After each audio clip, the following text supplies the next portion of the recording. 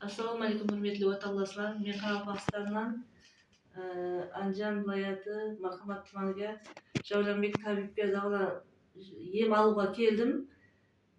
Kelgendagi maqsadim mende qon bosimim 2,5-3 yildan beri tushib edi. Және 200 tepasiga chiqardi davleningiz.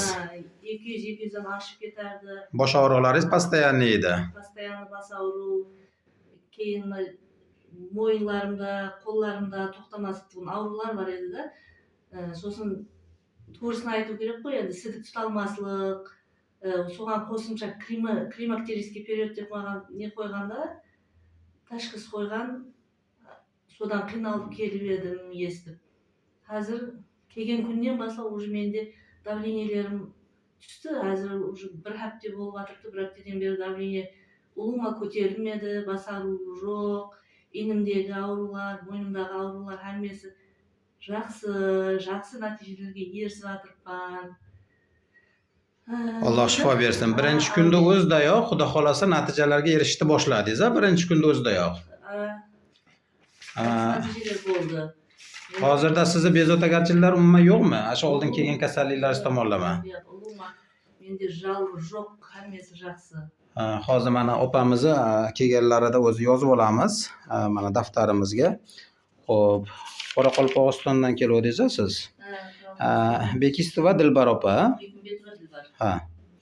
Xo'p, mana kasalliklarni yozib olganmiz. Mana shu kasalliklarga Xudo xolasa dushanba kuni birinchi kurs tugatadi. Hammasiga o'zgarishlarga yaxshi erishdi. Davlenalari yaxshi mana. Xo'p, klimaks davrida ekan, jiddiroq o'tkazyapsiz ekan, ular ham yengillashdi klimaks davridagiz. Xo'p, mana jenskiy shamollashlar hammasi yaxshilandi. Ko'krakdagi og'riqlar ham yo'q, Xudo xolasa.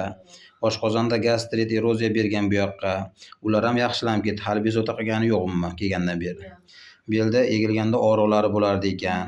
Bo'yin osteoxondroza, qo'rquv, vahima, stress, yurak tahkarda ekan.